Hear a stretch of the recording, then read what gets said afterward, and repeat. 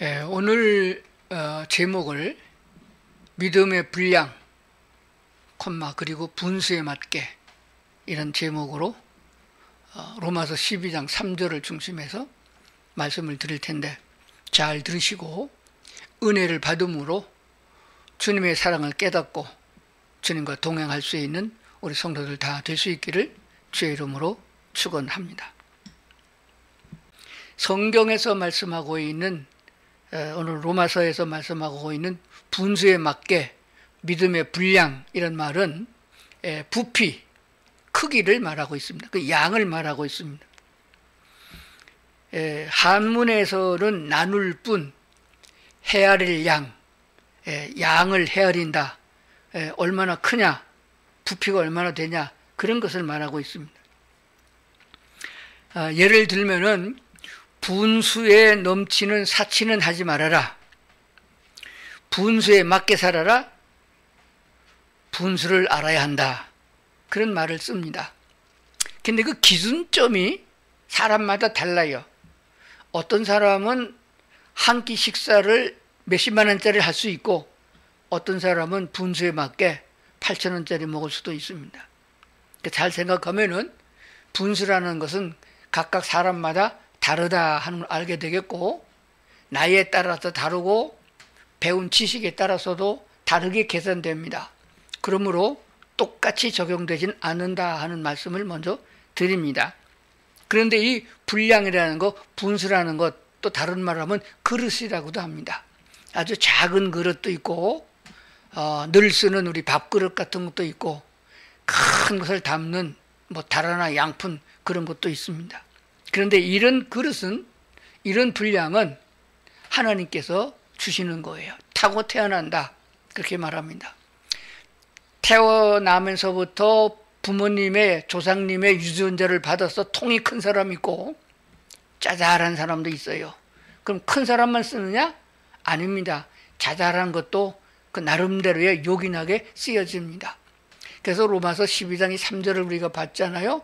3절 이후에 보게 되면은 그리스도 안에서 믿음으로 살아가는 성도들을 사람의 몸으로 비유했습니다. 머리는 그리스도시고 우리 몸의 모든 지체는 성도들이다. 그러나 머리에 붙어서 있어서 머리가 지시하는 대로 지체가 자기 사명대로 일하는 것처럼 그리스도 안에 있는 성도들은 예수님께서 명하시는 대로, 그분이 마음의 생각을 주시는 대로 우리가 잘 따라가야 한 몸을 이루고, 그렇게 협동이 되어짐으로 하나를 이루어서 함께 가게 되는 것입니다. 우리 본문에 있는 말씀을 잠깐 보고 지나가겠습니다. 마땅히 생각할 그 이상의 생각을 마음에 품지 말고 오직 하나님께서 각 사람에게 나누어 주신 믿음의 분량대로 지혜롭게 생각하라. 지혜롭게라는 말은 내가 갖고 있는 지식의 분량을 따라서 판단하라. 또 어떤 다른 번역에서 보니까 명철하게 생각하라. 지혜롭게 하라, 명철하게 생각하라. 아마 우리 한국말에는 같이 번역되는 단어인 줄로 그렇게 믿습니다. 민수기 16장 3절인데 킹 제임스 번역으로 보겠습니다. 저들이 모세와 아론을 대적하려고 함께 모여 그들에게 이르되 너희가 분수에 넘치게 행하는도다. 온 회중 곧 그들이 각각 거룩하며 주께서도 그들 가운데 계시는데 너희가 어찌하여 너의 자신을 주의 회중보다 높이느냐. 이 얘기가 왜 나오게 됐나 같으면은 모세가 하나님의 부름을 받아서 이스라엘 백성을 애굽에서 인도해 낼 때 얘기가 됩니다. 가만히 보니까 하나님이 말씀을 하실 때 모세에게만 말하는 게 아니고 아론에게도 말할 때가 있고 또 이스라엘의 장로들에게 말씀할 때도 있단 말입니다. 그런데 보니까 모세가 대장 노릇을 한단 말이에요. 그래서 그들이 시샘을 해가지고 모세와 아론을 대적하려고 함께 모여, 요즘 우리나라의 정치판을 보면 이해가 갈 거예요. 나도 하나님의 지시를 받는 사람이고 나도 하나님의 형상대로 지음을 받은 하나님의 사람이다. 그런데 너희가 어찌하여 내에게 이렇게 우리에게 왕노릇 하느냐, 대장 노릇을 하느냐 하고 대들은 거예요. 그러면 아까 로마서 3장에 12장 3절에 말씀하신 대로 너희는 하나님이 우리에게 주신 믿음의 분량을 따라 명철하게 판단하라, 지혜롭게 판단하라 그랬습니다. 누가 분수에 넘치게 행동했나요? 모세인가요? 아니면 이스라엘의 장로들인가요? 모세와 아론을 대적하려고 덤벼든 사람들이 분수에 넘치는 거예요. 그런데 오히려 뒤집어 씌웠어요. 모세에게 너희가, 모세와 아론에게 너희 분수에 넘치게 한다. 똑같은 하나님의 백성인데 어찌하여 우리 여기서 군림하느냐 하고 덤벼드는 거예요. 세상이 엉망진창이 되어지고 망할 징조로 보이는 것은 하나님이 세운 사람들에게 대적하는 것입니다. 잘 기억을 해야 됩니다. 자, 그리고 그 다음에 한번 또 보겠습니다. 에베소서 4장 7절에 있는 말씀을 한번 보겠습니다. 신약으로 들어와서 에베소 4장 7절 역시 킹제임스 번역으로 보겠습니다.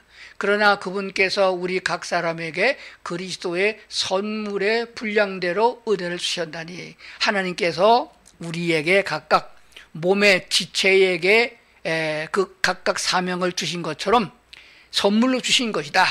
그리스도의 선물입니다. 분량대로 은혜를 주셨습니다. 그러므로 이 에베소서나 로마서에 말씀하고 있는 것은 성도들이 하나님의 은혜로 구원을 받아서 교회란 공동체를 통해서, 또 사회라는 공동체를 통해서, 또 가정이라는 공동체를 통해서 살아가면서 각각 자기가 해야 될 일이 따로 있다 하는 것입니다. 눈이 하는 일이 다르고 코가 하는 일이, 입이 하는 일이 각각 다른 것처럼 성도들에게 각각 하나님이 아르셔서 그렇게 분량대로 믿음을 주셨다 그 말입니다. 그 받은 은사대로 우리가 충실하면 되는 것인데, 손이 발들어 너 왜 꼬랑내 나느냐 이렇게 해서는 안 된다는 것입니다. 각각 자기가 해야 될 일이 따로따로 있다. 그러나 그 모든 것들이 한 지휘를 통해서, 피아노의 건반이 많이 있지 않습니까? 그 각각 다 다른 소리를 냅니다. 그러나 작곡가나 지휘자에 따라서 그것이 각각 보조를 맞춰서 소리를 낼 때 화음을 이루는 것입니다.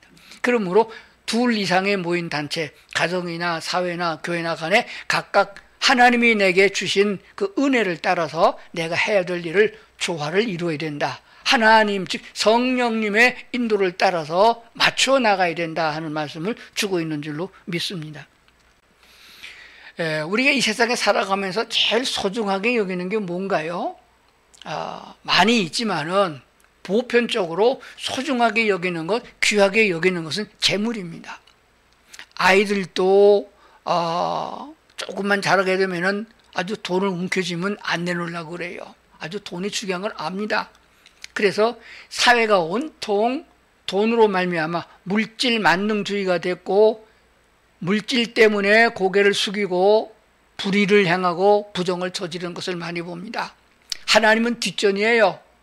하나님은 생각하지도 않고 우선 눈앞에 돈을 쫓아갑니다. 그러다 보니까 돈이 우상이 돼버렸어요. 재물이 우상이 됐습니다. 재물을 위해서 살고 재물을 쌓기 위하여 일하는 것을 봅니다.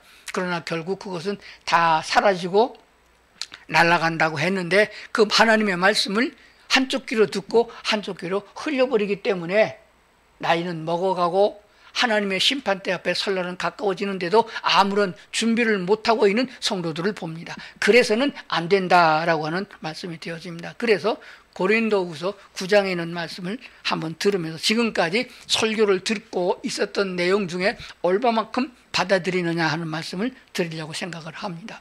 고린도후서 9장 6절입니다. 이것이 곧 적게 심는 자는 적게 거두고 많이 심는 자는 많이 거둔다는 말이로다. 그래서 시간이 없어서 짧게 적었는데, 이 고린도후서 9장은 교회에 내는 헌금을 두고 하는 얘기입니다. 헌금을 어떻게 내야 되느냐. 그래서 고린도후서 9장 6절을 많이 목사님들이 강조해요. 헌금 하는 게 들은 연보, 이것이 곧 적게 심는 자는 적게 거두고 많이 심는 자는 많이 거둔다는 말이로다. 그러므로 헌금을 많이 해야지 복을 많이 받는다. 이렇게 설교를 듣고 그런 마음을 가지고 있는지 모르겠습니다.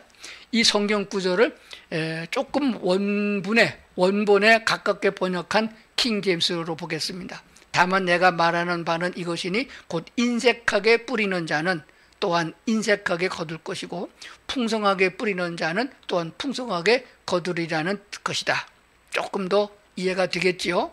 인색하게 하나님이 내 생명을 주시고 하나님이 내게 지혜를 주시고 내게 언변을 주시고 내가 살아갈 수 있는 건강을 주시고 다 중요한 건 값 없이 다 주셨어요. 그러면 하나님께 감사함으로 드리는 헌금이 째째하겠어요? 풍성하게 되겠어요? 그 말이에요. 하나님께 드리는 것이 감사함으로 풍성하면은 하나님께서 풍성하게 주시고 째째하면 나도 째째게 준다. 왜냐? 물질이라고 하는 것은 이 땅에서만 쓰는 거예요. 그러니까 얼마 후에는 그것을 아무리 쌓아놓고 주식이 뭐 수백만 주가 있다 할지라도 소용이 없는 거거든요. 그래서 씨 뿌리는 비유를 해서 적게 심는 자는 적게 거두고 많이 심는 자는 많이 거둔다는 말이로다 라고 했습니다. 그러나 중요한 것은 그 다음에 나오는 구절을 생각해 봐야 됩니다. 그 다음에 보면 이렇게 되어 있습니다. 욕심으로 많이 심으면 손해본다. 안 된다. 그랬습니다. 농사 지어보셨나요? 그래서 그 다음 구절에 나오는 내용을 보면은 씨 뿌리는 비유의 법칙을 적용하지만은 하나님은 억지로나 인색함으로 드린 걸 원하지 않는다. 즐거운 마음으로 드린 걸 원한다. 즉 믿음이 있어서 하나님께로부터 왔으니 내가 하나님을 사랑하는 마음으로 주를 공경하는 마음으로 그 표시로 이것을 드립니다. 사람에게 중요한 것 중에 물질을 얼마를 하나님께 감사함으로 표현하는 척도가 되는 거예요. 하나님에 대한 존경심과 하나님이 내게 베풀으신 은혜를 생각하고 드리는 사람은 풍성하게 드리는 것이 맞다 하는 생각해 봅니다. 중요한 것은 억지로나 인색함으로 하지 말아라. 즐거운 마음으로 해야 된다. 제가 그전에 어떤 교회에서 이 설교를 했더니 그래요. 상담을 요청했어요. 어떤 권사님이 목사님 말씀대로 하면은요, 헌금은 즐거운 마음으로 아깝지 않게 기쁜 마음으로 풍성하게 드려야 되는데요, 저는 즐거운 마음이 안 생겨요. 너무 가난해서 찌들어서 냈을 것도 모자라서 그래서 헌금하기 풍성하기가 힘들어요. 그랬습니다. 어떻게 하면 좋겠냐고 그랬어요. 그래서 제가 그랬습니다. 즐거운 마음으로 드린다고 그랬으니까 즐거운 마음이 생길 때까지는 드리지 말라고 그랬어요. 당신 헌금 안 해도 교회 목사 굶어 죽지 않는다고. 그런데 어느 세월까지 기다리면 즐거운 마음이 생길까요? 그거는 그분의 믿음의 분량과 태도인 것입니다. 하나님을 믿는다면은 하나님의 계심을 믿고 그분이 나를 사랑한다는 것을, 그래서 자기 생명을 십자가에 내놓고 나를 구원하심을 내가 믿는다면은 나는 무엇이 아까워서 주님께 못 드리겠느냐, 또 내게 주실 것을 믿는 믿음도 있습니다. 그러므로 구약 성경을 비롯해서 신약 성경 모든 곳곳에 이런 얘기가 가득 쌓여 있습니다. 그러므로 성경을 읽을 때 믿음이 생겨지고 설교를 들을 때 믿음이 생겨집니다. 믿음이 오면은 약속대로 그 약속을 믿고 헌금을 하고 이웃에게 나누고 같은 거예요. 꼭 교회에다 헌금을 하는 것만이 헌금이 아닙니다. 선교하는 선교사에게 보내는 것도 헌금이고 가난한 사람에게 구제하는 것도 하나님께 드리는 것이에요. 왜? 하나님의 뜻을 따라 드리는 사람은, 내가 생각해 저놈은 나쁜 놈이니까 안 도와줘, 굶어 죽어도. 내가 생각해 저놈은 괜찮은 놈이니까 장래성이 있으니까 내가 좀 대줘. 그게 아니에요. 그거 보지 아니하고 하나님이 불쌍히 여기는 자를 나도 불쌍히 여기는 것이고 하나님이 기뻐하는 자를 나도 기뻐하는 이런 신앙의 태도가 되어야 된다는 것입니다. 그러므로 이렇게 얘기해도 성도들이 잘 못 알아들어요. 그래서 조금 더 제가 예를 들어서 말씀을 드리겠습니다. 제가 그냥 칠판이 없어서 하나 네모표를 하나 그렸습니다. 잘 보시고 이것을 생각하시면서 성도님들의 지금까지 생활해온 성도들의 마음의 자세, 믿음의 분량을 따라서 지혜롭게 명철하게 판단을 하시면 되겠습니다. 시험 들지 말고 잘 들으시면 되겠습니다.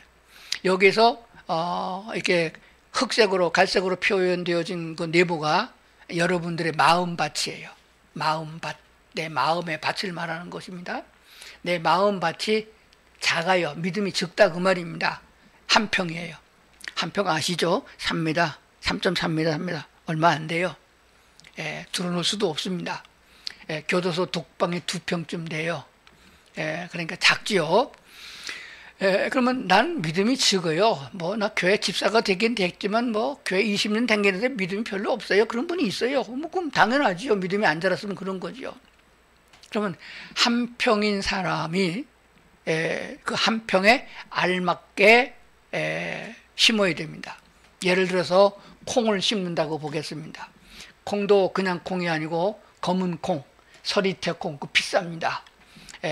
그걸 좀 많이 심었다가 많이 거두어서 팔면은 부자가 되거든요. 그래서 내 밭의 평수는 생각하지 않고 내 조그마한 밭에다가 콩을 한 마를 사다가 뿌렸습니다. 한 평에다가 한 마리의 콩을 심으면 얼마를 거뒀겠습니까? 농사 지는 사람은 알아요. 금방 대답이 나옵니다. 작은 땅에다가 콩을 갖다가 한 가마니를 갖다 뒤로 부었다고 칩시다. 그러면 콩에란 열매가 달릴 것이 아니고 콩나물이 되고 말아버려요.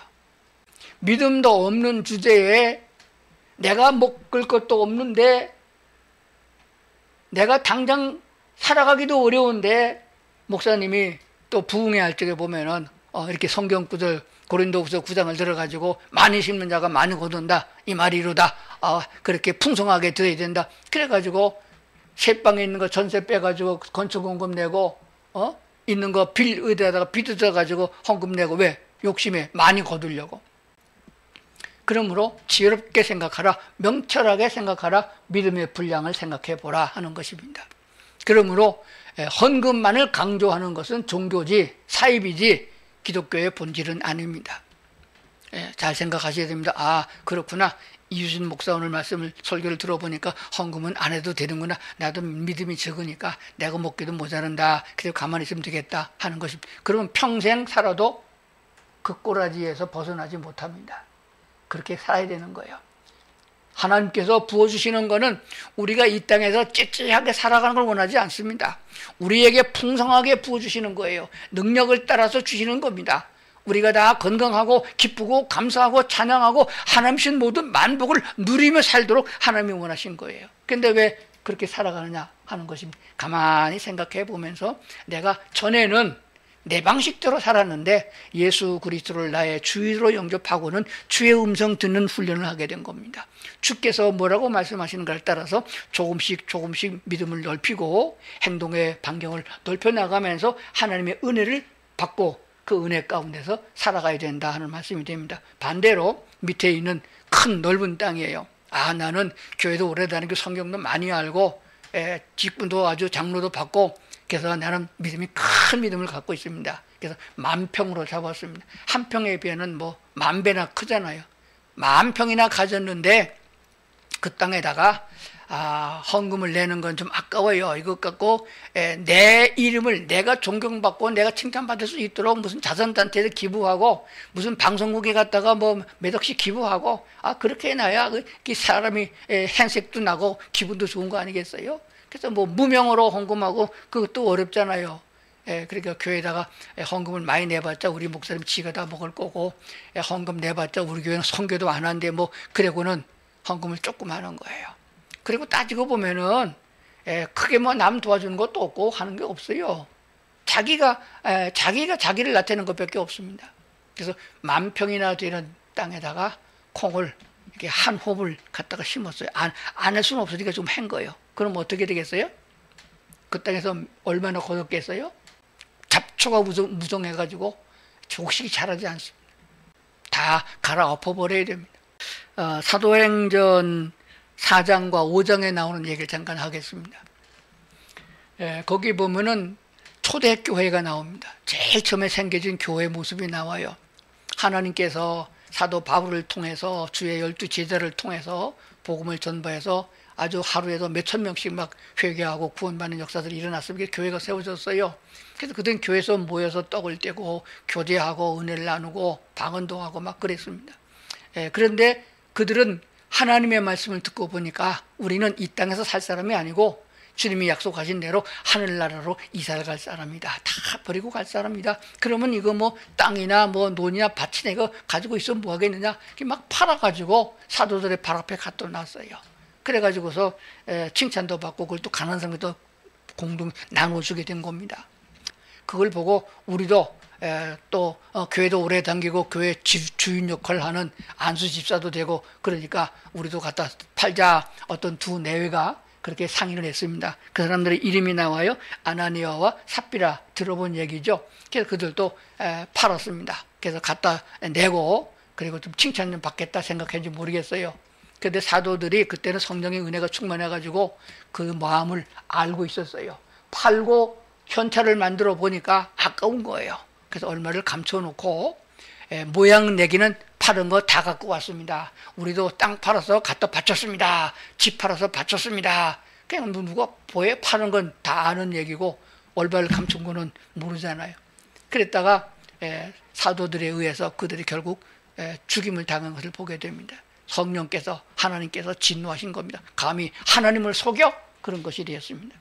이런 초대교회의 은혜가 충만한 시대에 그들의 은혜 받았던 것이 물질로 표현되어졌는데 한 사람은 존귀함과 칭찬을 받았고 한 사람은 저주를 받은 상황을 보게 되어집니다. 지금은 이런 것을 그렇게 속여 먹고 안 내고 그래도 하나님이 벼락을 내려서 죽이지 않아요. 그렇기 때문에 목사도 잘 가르쳐야 되겠고 성도님들도 아주 냉철하게 판단하고 지식을 따라서 분별을 하고서 내 믿음이 얼마나 되느냐, 내 믿음의 분량만큼 기쁘고 감사하는 마음이 생기도록 기도하고 성령 인도를 따라서 헌금을 하고 또 선교사로 나가든가 선교를 하든가 전도를 하든거나 선한 일에 참여한 바가 되어야 된다. 무엇을 하든지 하나님이 인도하심에 따라서 하나님이 함께 하신다는 마음을 가지고 함께 해야 될 줄로 그렇게 믿습니다. 자, 이제 마지막으로 마태복음 15장에 있는 말씀을 보고 마치도록 하겠습니다.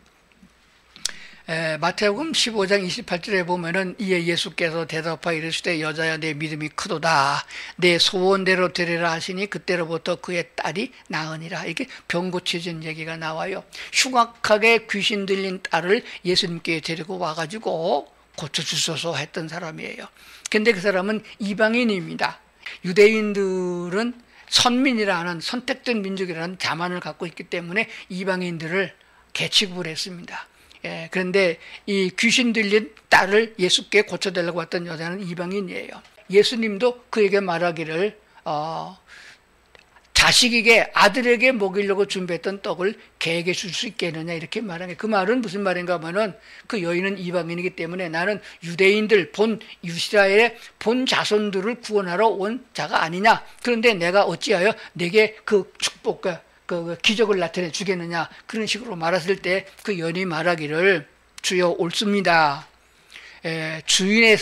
주인이 자식에게 주려고 말하는 음식이랄지라도 상에 떨어지는 부스러기가 있습니다. 그 부스러기는 개들도 먹습니다. 그 말은 개 취급을 당해도 괜찮사오니 내 딸을 고쳐주시길 원합니다. 얼마나 자식을 사랑하는 마음이 애절했으면은 그런 취급을 받으면서도 고쳐주기를 원한 것이에요. 그러나 아무나에게 그런 말을 한다고 통하는 게 아닙니다. 예수님은 그리스도이시오 하나님이 보내신 선지랑을 알기 때문에 주님은 내 딸을 능히 고칠 줄로 내가 믿습니다. 그러니까 부스러기 은혜라도 주십시오 라고 했을 때 예수님의 대답이 내 믿음이 크다. 내 믿음이 크다. 그래서 믿음의 분량이라는 게 나오게 된 것이에요.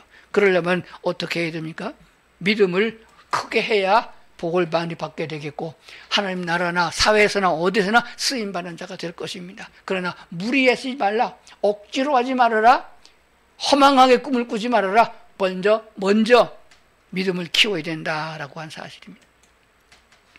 자, 믿음의 분량대로 분수에 맞게 살아야 되라 했습니다. 그러면 믿음을 먼저 키우는 게 먼저 우선이에요. 믿음은 어디서 생기나요? 로마서 10장에 보면 믿음은 들으면서 난다 그랬습니다. 누구에게서 학교에 가서 어떤 교수에게 어떤 사상을 배우냐에 따라 가지고 지금 사람 같지 않은 인간이 많이 나오잖아요. 그 존경받는 서울대학에서 왜 쓰레기 같은 인간이 많이 나와요? 잘못 배워서 그래요. 거기는 뭐냐? 잘못 가르친 스승이 있기 때문에 그래요. 그러니까 믿음을 키우려고 그러면은 어떤 다른 데서는 이 믿음을 얻을 수가 없습니다. 하나님의 말씀인 성경에서 오는 거예요. 세상 학문에게 골도하고 배우는 것 이상으로 성경 말씀에 귀를 기울여야 됩니다. 성경을 읽어야 됩니다. 어려우면 쉬운 성경을 읽으세요. 세번역 성경을 읽으세요. 이해가 안 되면 목사님한테 물어보세요. 그게 제일 낫습니다. 그래서 우리 손에서 눈에서 성경책이 떨어지지 않아야 됩니다. 마치 유대인들처럼 앉았을 때든지 누웠을 때든지 일어날 때든지 잠잘 때든지 길을 걸어갈 때는 여호와의 말씀이 눈에 들어오도록 그렇게 해야 된다는 것이에요. 성경책 일주일 내내 한 번도 안 읽어보고 설교 요만큼 쭉쭉 넘겨가면서 듣고 말아버려갖고 믿음이 생기냐 안 생기는 거예요. 세상의 지식은 생기나 세상의 것들이 나를 복되게 할 수가 없습니다. 물질이 나를 행복하게 하지 못합니다. 하나님만이 우리를 진리의 길로 인도하시는 거예요. 믿음을 키우려면 믿음은 들으면서 나니까 설교를 자주 듣고 그것도 진리의 말씀을 증거하는 말씀대로 살고자 하는 주의 종들의 설교를 듣고 그리고 내가 직접 성경을 읽는 거 소리내서 읽고 또 시간을 내서 쓰고 그럴 제가 이런 얘기하게 되면요 성도들 거의 다 그럽니다. 시간이 없어요. 잠잘 시간도 모자라요. 그래요. 게을러서 그래요. 잠언에 보면은 개미에게 가서 부지런한 걸 배우라 그랬습니다. 쓸데없는데 시간 보내지 말고 뭐가 쓸데없는 거예요? 퇴근하고 집에 와가지고 늦게 들어와도 9시면 들어오잖아요. 9시부터 12시까지 뭐하고 지내요?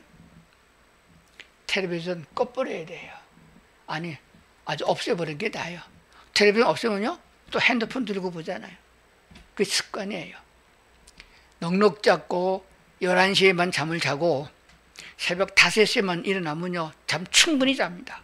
그리고 5시부터 시간 널널합니다. 출근할 때까지 일하러 나갈 때까지 시간 남아요. 그 시간에 성경 읽고 기도하고 찬송하고 또 하나님께 기도하고 묵상하면서 주의 뜻대로 살기를 원합니다. 하게 되면은 주께서 말씀 속에서 생활과 삶 속에서 하나님이 나와 동행하고 함께 해주는 것을 체험하고 어떤 것이 복된 길인가 하는 것을 알게 해주시는 것입니다. 오늘 성경 제목대로 믿음의 분량대로 분수에 맞게 그렇게 우리가 살아간다면은 우리의 삶은 즐거운 것이며 하나님께 인정받을 수 있는 생각이 될 줄로 믿습니다. 몸에 붙어있는 많은 지체가 서로 다른 것처럼 모든 사람이 다 꼭 같지 않습니다. 어떤 사람은 이렇게 하고 또 이런 사람은 또 이렇게 합니다. 그들의 간증만 가지고 평가해서는 안 됩니다. 그 사람은 그 사람의 경우고 나는 납니다. 내가 갖고 있는 믿음의 분량을 따라서 주님을 생각하고 적으면 적은 대로 많으면 많은 대로 똑같습니다. 10달란트 받은 사람이나 2달란트 받은 사람이나 칭찬은 똑같아요. 많이 했냐 적게 했냐 묻는 게 아닙니다. 얼마나 주님과 함께 했느냐 주님의 뜻을 따라서 내가 살았고 나누었느냐 하는 것입니다. 하나님이 내게 주신 축복과 은혜를 나누면서 사는 그래서 복된 성도들이 다 될 수 있기를 주의 이름으로 축원합니다.